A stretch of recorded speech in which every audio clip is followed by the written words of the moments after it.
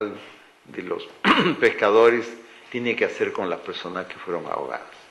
Es bien importante porque hay una relación muy afectuosa con aquellos, sobre todo aquellos cuerpos que han sido descubiertos y que constituyen un fantasma habitual al cual hay que hacerle un ritual para que no vuelva, porque si no seguirá tocando la puerta, etcétera, o apareciéndose y creando terror a las personas que estuvieron cerca de él. Por eso ser ahogado es una total desgracia, pero a la cual hay que convertir mediante rezos y oraciones y un ritual que el maestro curandero le explicará cómo hacerlo, ¿no? Las historias de los ahogados son terribles. Ahora, lo interesante es que en la fiesta de San Pedro, la imagen de San Pedro va en el centro y todas las embarcaciones del pueblo rodean a la imagen de San Pedro que está en una embarcación. Y la rodean además tirando flores. Y esas flores son el recuerdo de los difuntos que murieron ahogados, sobre todo aquellos a los que no se encontraron su cuerpo. La tradición dice, y esto la he recogido en la mayoría de islas que he visitado, es que si uno escucha cerca la voz de un ahogado es que está lejos. Si uno le escucha lejos es que está cerca. Y la forma de escaparse de él es entrar al agua, porque el ahogado teme al agua. Entonces, con esa tradición es bien importante, es interesante, pero podría seguir toda la noche contando estas historias, la próxima. Ya. Entonces, la última, aquí va. La última tiene que hacer con lo que dije al principio, la insistencia mía en preguntarle a los maestros, a los pescadores, sobre todo pescadores artesanales, acerca de sirenas, etcétera, etcétera, universo sobrenatural. Y la respuesta siempre así fue bien seca, así, no, que sirenas, y para que no se cuento, periodista, pero ¿usted periodista? No, sí, no, esos lo han inventado, no existe, esos seres no existen, no hay nada de eso. Pero y fantasmas, aparte de los ahogados, sí veo fantasmas, todo es loco, no hay nada de eso. Acá se arruina mi trabajo. Y no. Entonces, uno de ellos, el más seco de todos ellos, está contando, esta marina peruana, pucha, qué sarta de maricones son. Pero tú pasas, claro. Y te quedas, por ejemplo, el barco se queda en Chile, claro, ¿por qué no? Y de noche quedan a dormir depende del sitio. ¿Por qué depende? En el Morro de Arica, por ejemplo, te quedas a dormir con tu barco por ahí. No, mi hija, no me quedo a dormir. Ya le he dicho que nosotros somos muy serios, las cosas son concretas. Pero si no nos quedamos porque los muertos nos tiran piedras. Finalmente, entonces ahí encontré la beta, por lo cual seguiría preguntando. Muchas gracias.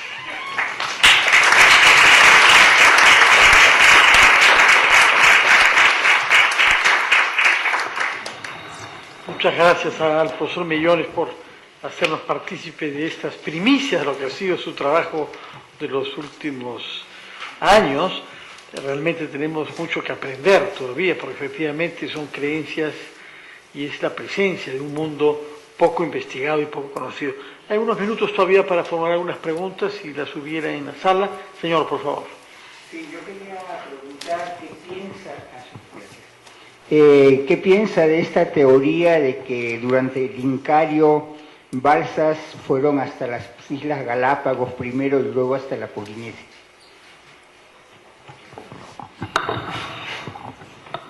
Hay ya ahora muy elaborados estudios sobre la capacidad de navegación.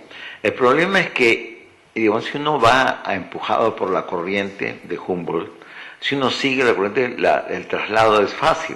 Lo difícil es el regreso. En Piura, ¿no? La punta de ahí, es muy difícil regresarlo ahí. Entonces, el tráfico comercial existió, pero fue en dos bandas, por espacios muy largos, como por decir desde el sur del Perú hasta siguiendo la corriente de Humboldt, fue por barco. Pero después el regreso o ciertos trechos que son imposibles de pasar se hizo por tierra. Pero el tráfico es clarísimo. El problema que tenemos, y además es clarísimo, incluso los mesoamericanos ya han planteado seriamente que el tránsito desde Mesoamérica, es decir, de México a los Andes, era un hecho concreto. El problema que tenemos mexicanos y peruanos que estudiamos estas cosas es que la arqueología en Centroamérica es muy débil. O sea, yo puedo trabajar, ¿no?, digamos, en la tumba en Templo Mayor. O sea, el Templo Mayor es una de las construcciones de los mexicas. Mexica es la tribu que gobierna México en el último periodo. Y ahí hay, ¿no?, restos de conchas. Y México está en el centro de México, o sea, no hay mar por ninguna parte. Entonces, el que sigue el tráfico comercial fue importante. Pero la certeza está que en el medio, en Centroamérica, los estudios de arqueología en Costa Rica, El Salvador, esos países, es muy débil todavía. Ecuador ha dado un salto importante por la ESPOL, una escuela de arqueología en Guayaquil, y ahora hay dos universidades bastante buenas. Una es la Flaxo y la otra es una Universidad de América en Ecuador. Y Chile está, como no tiene sino la cordillera y pues el mar, tiene un montón de estudios.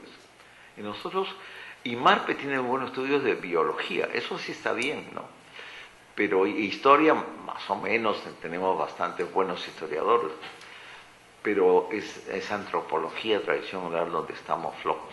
Yo estoy convencido que la relación, el comercio existió fue de largo alcance.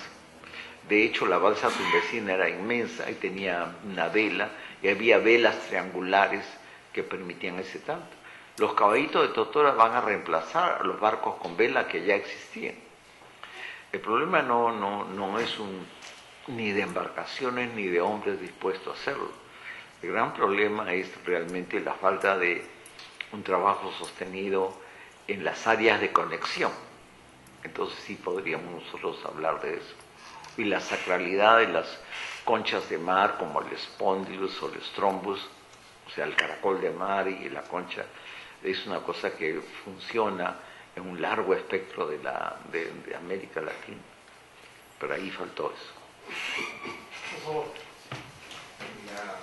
El estudio que hizo Olivia Harris sobre los Laimi, en el mar viven los muertos, y de ahí van a venir con las nubes cuando en vez de octubre, fines de octubre, inicios de noviembre, se produce el mayor momento de calentamiento. No te estoy escuchando bien. En el informe que hace Olivia Harris sobre Laimi, en el mar viven los muertos, y desde el mar vienen a fines de octubre para que, como ancestros, en las chacras puedan ayudar a que durante el ciclo de húmedo que va del 30 de octubre al 13 de febrero, a carnavales, ellos ayuden a florecer y luego a fructificar todo lo que está sembrado. Y luego, justamente en el momento en el que regresan al mar, que correspondería a carnavales, en el caso de Laimi van a cruzar Puno, van a cruzar el lago y van a ir al lago mayor, a la Cocha Grande, que estaría, según ese mismo relato, en Tacna. Este periplo mítico, ¿no?, de que los muertos vienen del mar y regresan al mar, está registrado por ella para el caso de Laimi. En los mitos de Huarochirí aparece la cosa más nítida todavía, o sea, la posibilidad de que Tutayquiri empiece el momento en el que las lluvias caminan, se correspondería también con la relación activa con Viracocha, que es la Cocha Grande del mar, que aparecería como una figura autónoma muy potente, que es Cuniraya Viracocha. O sea, hay un vínculo entre Cuniraya Viracocha y Tutayquiri. Y esto va a producir una relación activa entre el mar las lagunas, la lluvia, el momento, diríamos, de la humedad y lo correspondiente posterior, ¿no? La vida, las plantas, florecimiento, etc. Alcanzaba este comentario, Lucho, porque a lo que dices al final, o sea, los muertos que pueden tirarle piedras a los actuales pescadores, ¿no?